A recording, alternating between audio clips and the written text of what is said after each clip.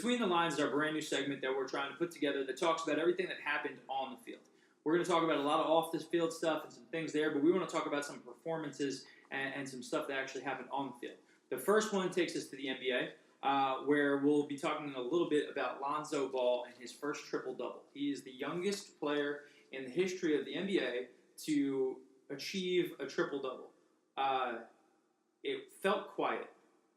He got it, he accumulated it, but it feels like it wasn't like, wow.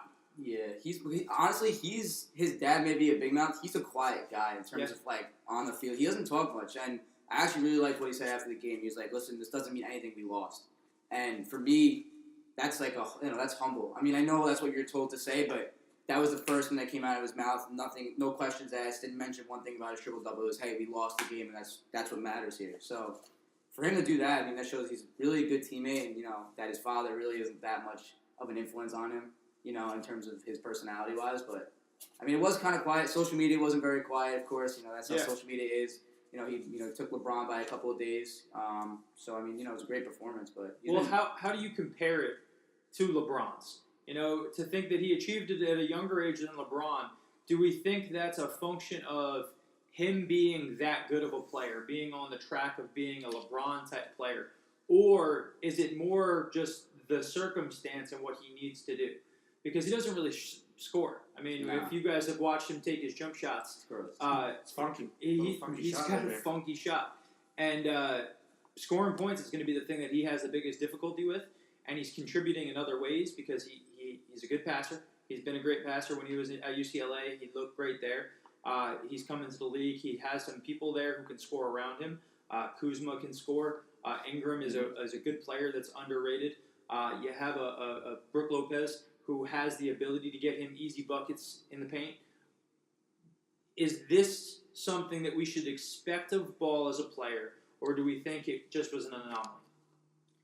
I don't think it's an anomaly. He put it up at UCLA as well. Like there's a certain trend that it's going on. Like you see it. The guy can rebound. The guy can also play defense. He can block. He's quick with his speed. Like he's not bad, honestly. And like he was saying, he does it in a very quiet way.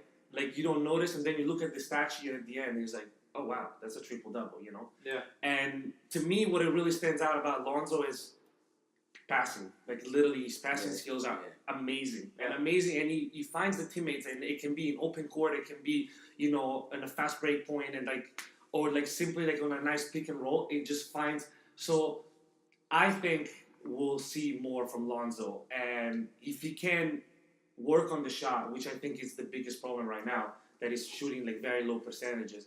But again, it's okay, because if you look at Nash, he was still pretty much when he's getting to the league the same. Those guys are fun to watch because now all NBAs come as dunks and 3-pointers, so it's kind of fun to watch somebody that's coming in, putting passes behind, just doing different things that we haven't seen in a while, and just kind of spicing the game back up and doing it in his own flair. I mean, he's like the talk of the town, just because of everything that's come with him. Our next story takes us to the NFL, and this was my choice for the day, and I really wanted to talk about it. It's Marquis Goodwin.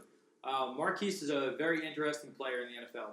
He was a world-class track athlete in college.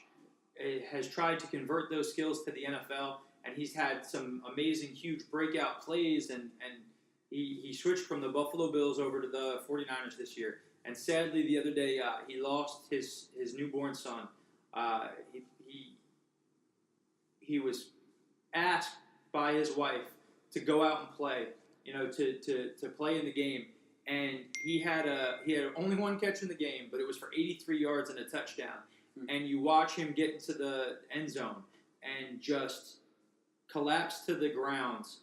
And it was such an awesome thing to watch the emotion and the love, and how the football was an opportunity for him to kind of heal and be himself and to do something. And we get caught up in so much of the other drama that goes on in sports. We talk about this and these superficial things. To watch somebody take some true hurt with them out on the field and to show up like that, to me, was one of the coolest stories of the weekend.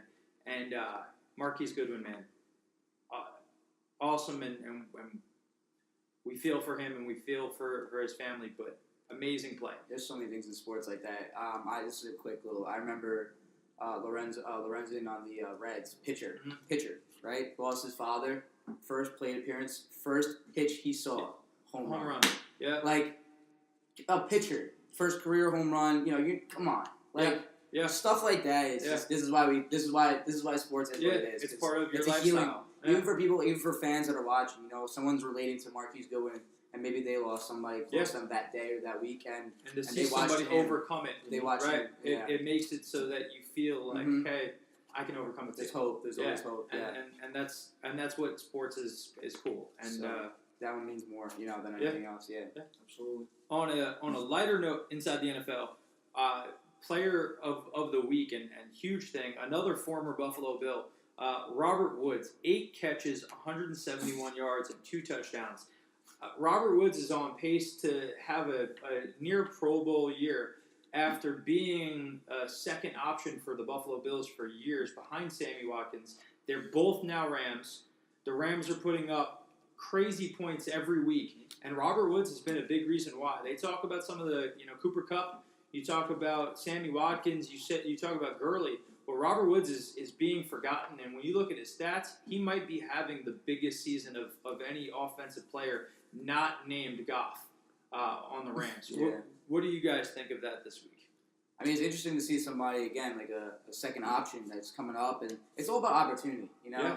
I mean, at the end of the day, like these younger teams, the Rams, no one was really expecting this to this degree. And it's fun to watch for me. I have Gurley on my fantasy team, so he's been fun for me. But, like Goff, at least, he's performing, and Woods to just show up. And, it's opportunity. That's it. Sometimes those guys just need that opportunity, and you run with it. Not everybody's going to run with it, but he is. It's amazing to me, the NFL now, that quarterbacks, to me, are the most overrated position now in the NFL. Because you've had guys who are third-round picks come in and chuck it all over the place. You got the New York Jets have Josh McCown making them look good. And the NFL rules have opened up the passing game, but I think that's also made it easier for quarterbacks to be successful, and you still have the great quarterbacks who show up all the time and do big things. But whether it's Deshaun Watson, throwing it all over the place, now Goff, Carson Wentz, Dak Prescott, Tyrod Taylor being able to go from a career backup to being a 3-year starter and putting up solid numbers. To me, more and more, it's easier for a quarterback to shine, but for wide receivers, it's now giving guys who may have been second, third options an opportunity to get more reps, get more passes, get more throws, and really display and develop more than they maybe had in the past. Yeah. Where at the same time, you have a guy like Amari Cooper who's having a horrible season by what was expected of him. To really, he has one game where he had 200-plus yards, and everything else has been mediocre at best. And then to see a guy like Robert Woods, who you don't expect, consistently show up every week, I think the NFL should be celebrating those more than just trying to make 1 or 2 stars. I think NFL has been declining in viewership, and I think it's because you're not celebrating everybody as much. You're not giving everyone an opportunity to be a voice. You're taking the quarterbacks, and you're making a quarterback league. Odell's found a way of making some off-field celebrity, and I think more players should be going in Odell's route. And I think Robert Woods and some of these guys should take this opportunity to kind of to put themselves out there. Yeah. And it's cool to see them have something like that. Last part, between the lines, big game the other day. LeBron James in New York playing against the New York Knicks. Cavs are down 23 points. I know Sam's hurting right now because I was watching him tweet about the game in real time. Afterwards, they make the comeback. LeBron wins. He claims himself the king of New York. And the Knicks have not been happy about that. No, not at all. Enes Kanter has come from a trade to getting in LeBron's face. Frank Ntilikina shoving LeBron James at 19 years old, pushing the legend of his era, just being like, get off me. Is LeBron in the later aspects of his career becoming a villain? Let me start with one thing, by the way. I love it, okay? These Knicks have an identity, finally. They have the New York grit. Yeah. So, first I want to throw that out there because you don't see that from the Knicks. Stepping up, Cantor, like you said, just traded to go there and tell LeBron, we have a king. You're not going to punk us. Yeah. That was phenomenal. Yeah. But going back to your question, is LeBron being a villain?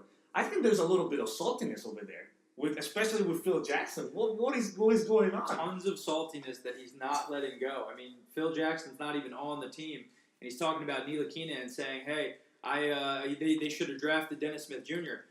To me, if you look at the Knicks when they're winning, Ntilikina's on the floor. You look at the Mavs, they can't win games. So would I rather have a guy who's scoring a lot of points, doing a lot of things that way, or would I rather win games? I'm of the mind I'd rather win games. And with Kristaps Porzingis and Ntilikina out on the floor, as of a few days ago, the Knicks were outscoring they were scoring 131 points per game pace, and they were only letting up 86. So they're plus 56 in terms of that spread between when they're on the floor per 100 possessions.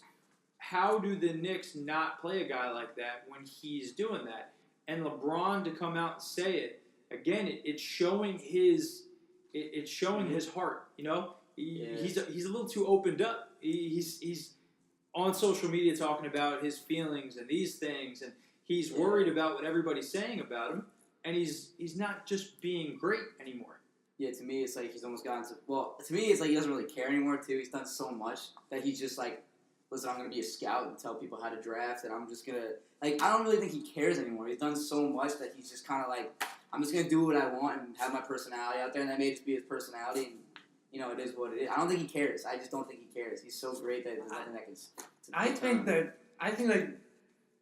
I don't know. I think it, like, the way he came out about it, it's like just really like not appropriate, not a LeBron thing. Like, we didn't see him in the past, like just getting the ball off the court and then just bump into Frank and be like, like, why? Like and then staring at him and just starting to. I think you're LeBron James and you feel the need to bump Frank Ntilikina like he's somebody instead of just not paying attention to the kid. Yeah. Like. You're so involved with what's going on with the Knicks, and let's be real, LeBron, when you had the chance to go to New York, you shied away from it, you went to South Beach. If you wanted to be the king of New York, he could have been.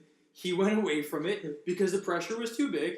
Now Carmelo came because he said, I'll eat the pressure, and he had to end up leaving, and the Knicks have had some success, but being in New York is tough, and I don't think LeBron, if you see the way that he's dealing with social media pressures and news pressures and people wanting to leave him and Kyrie and all this stuff, I don't think LeBron would have been able to last as long as Carmelo even did in New York. And it's showing now. He's got very thin skin. Mm-hmm. He likes to act like he doesn't, or maybe he's just been worn down over his career at this point. I think he cares too much. I don't think it's that he doesn't care. I think it's that he cares too much. But interesting LeBron James stuff going on.